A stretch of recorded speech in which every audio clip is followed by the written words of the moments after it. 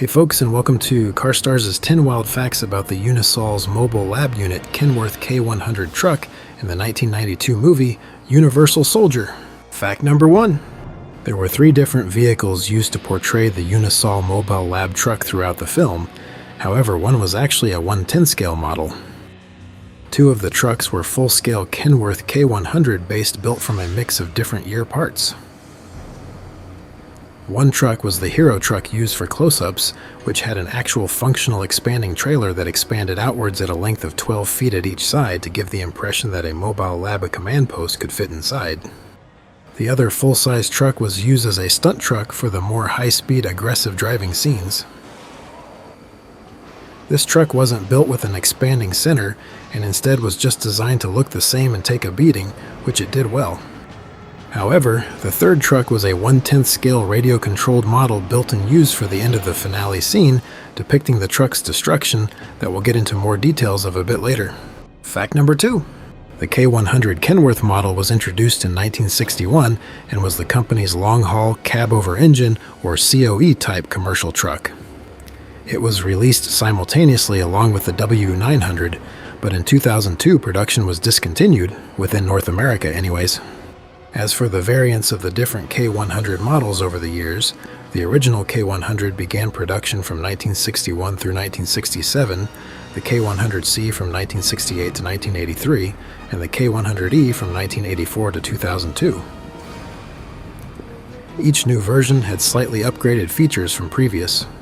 The trucks had a wide range of engine options over the years, including multiple offerings from Caterpillar, Cummins, and Detroit Diesel, making them a versatile favorite rig among truckers of their day. With the changing U.S. laws to length restrictions on commercial trucks, demand for cab-over-engine style configuration trucks ceased in North America. The K100 is still manufactured today, but primarily used in other countries such as Australia. Fact number 3. The interior shots of the Unisol truck's mobile lab trailer were not actually shot in the trailer itself, but were filmed in a separate custom-built garage-sized studio set. This studio set played a crucial role in the storyline, serving as a concealed research facility where the Universal Soldiers are created, maintained, and monitored. The mobile lab is portrayed as a high-tech and sterile environment equipped with advanced scientific equipment and monitoring systems. It is here that the Unisols undergo experimentation and enhancement as well, transforming them into formidable soldiers with superhuman abilities.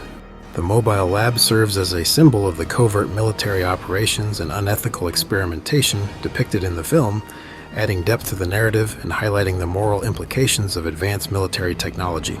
Fact number 4. A 1/10 scale stunt Unisol truck was constructed to facilitate the movie's most destructive sequence. This scaled-down replica was specially designed and built tough to withstand the rigorous demands of stunt work, just like the full-size stunt truck, and was primarily used for the film's ending to depict its final destruction.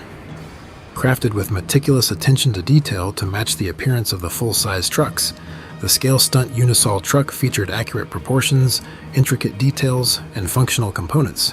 This scaled-down version allowed filmmakers to execute the would-be dangerous stunts with precision and safety while maintaining the illusion of realism on screen. The scale stunt Unisol truck played a crucial role in the film's climax, and it actually pulled off the final crash into the Grand Canyon sequence quite well, with the majority of viewers being none the wiser to the fact that it wasn't real. As one would assume, the 1/10 scale Unisol truck was indeed destroyed in the scene and no longer exists. Fact number 5. Manning the full-scale stunt Unisol truck was the famous stuntman, the late great Wild Bill Mock, earning that title for his fearless performances in action films. With a career spanning across several decades, he has leaped from towering buildings, engaged in high-speed car chases, and executed breathtaking aerial maneuvers, and tackled countless other daring stunts. Just to name a few of those notable movies he has worked in: Race with the Devil, Army of Darkness, and Zero Tolerance, earning admiration for his unmatched skills in such films and many other action-packed titles. Wild Bill's fearless attitude and dedication to his craft have cemented his status as a true icon of the stunt community, leaving an indelible mark on the history of cinema. Fact number 6.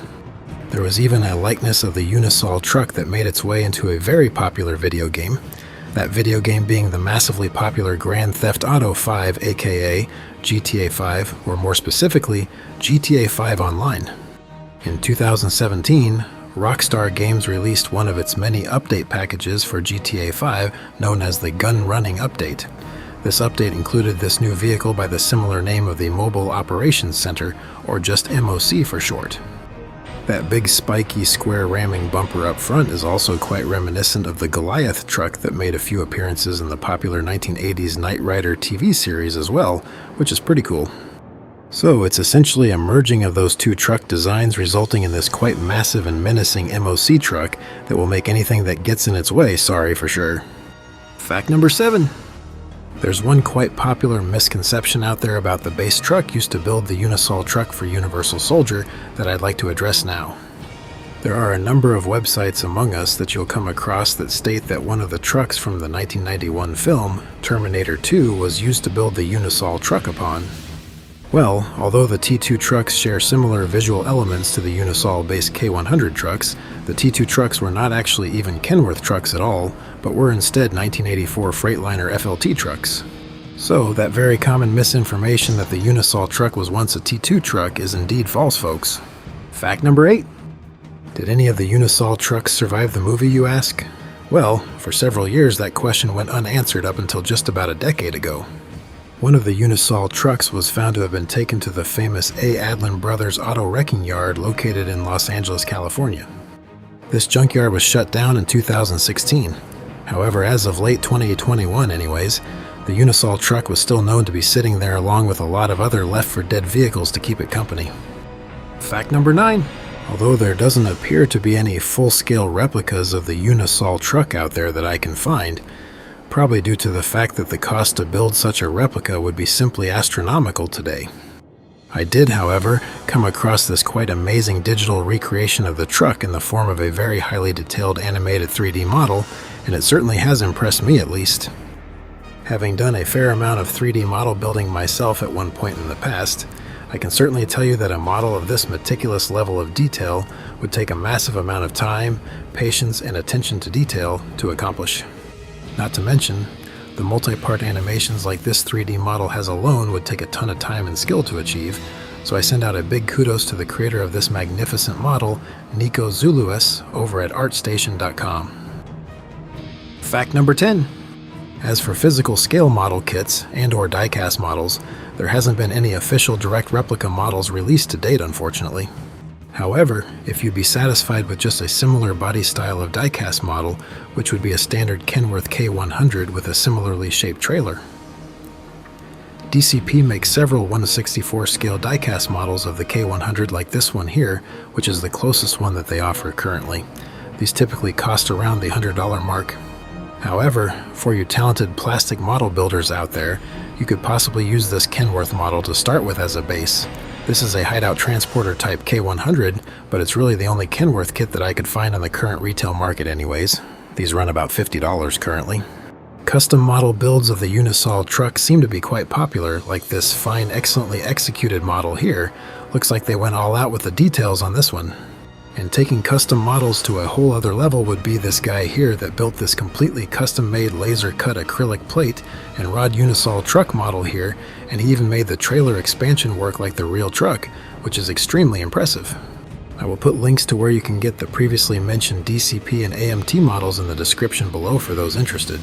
And for those of you who haven't seen it yet, I have recently created my own diecast card channel named Show and Tell Diecasts, that I display and detail my diecast models that I now add videos to weekly also.